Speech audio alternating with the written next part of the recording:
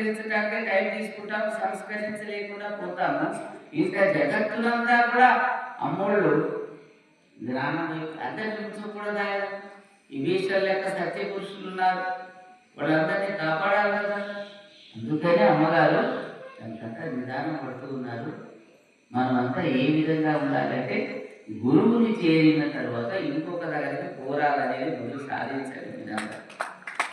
మనం అడిగాడు ఉన్నాడు, దేశమంతా తిరుగుతాడు, మళ్ళీ అమ్మ అంటాడు, మళ్ళీ మంత్రాలు తీసుకున్నాడు, మళ్ళీ ఇంకో దేవుడికి ఇన్ని క్షేత్రాలు ఎందుకు తిరిగి వస్తున్నాడంటే ఇంకా జ్ఞానం వికసించాలి. అంటే ఉదాహరణ చెప్తున్నా నేను, అన్నీ తిరిగి వస్తాడు.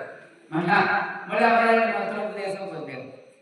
గురువుని పిలిచి ఏమి లేదు, గురువు ఆదేశం ఒకటే, గురువు ఆదేశం ఒకటే సర్వం సమస్తం. ఆయన యొక్క ఉద్దేశం ప్రకారం, ఆయన ఆదేశం ప్రకారం మనం నడవాలి. అది ఈ యొక్క ఇప్పుడు గుళ్ళల్లో దేవుడు శిల్ప విగ్రహ రూపుడై ఉన్నాడు. విగ్రహ రూపుడైన దేవుడిని మనం ప్రసన్నం చేసుకోవాలంటే చాలా కష్టం.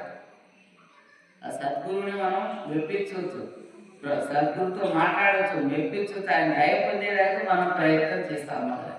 కానీ ఎంతసేపు గొప్ప వెంకట్రావుని తీసుకున్నాం, ఆయన మాట్లాడతారా?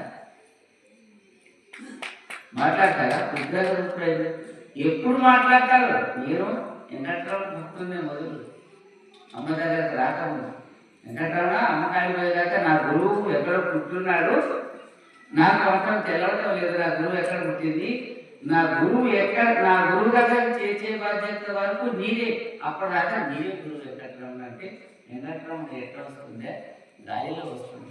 అన్నమయ్యకి ఏ విధంగా ఉన్నాడో ఆ విధంగా వెంకట్రావున ఉంటున్నాడు. మళ్ళీ ఇక్కడ అమ్మ దర్శనం చేసుకున్న తర్వాత మళ్ళీ తిరుపతి పోయాడు.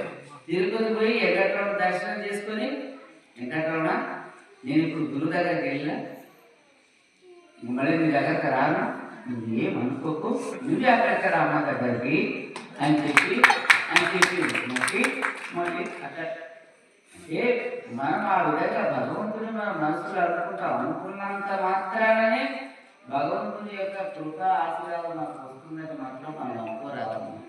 మన మనస్సు అంతఃకరణ ఆయన యొక్క భగవంతుని యొక్క పాదాలను అర్పడం కాదు. మనస్ఫూర్తిగా మనం ఆ భగవంతుడిని ఎప్పుడైతే మనము అర్పణ చేసుకుంటామో అప్పుడు ఒకటే క్షణంలో భగవంతుడు వస్తాడు, ఒకటే క్షణంలో మనకు వచ్చి దర్శనం ఇస్తారు. అందుకని ఏ భగవంతుడు నన్ను ప్రార్థన చేస్తే నేను దర్శనం ఇస్తాను ఆయన.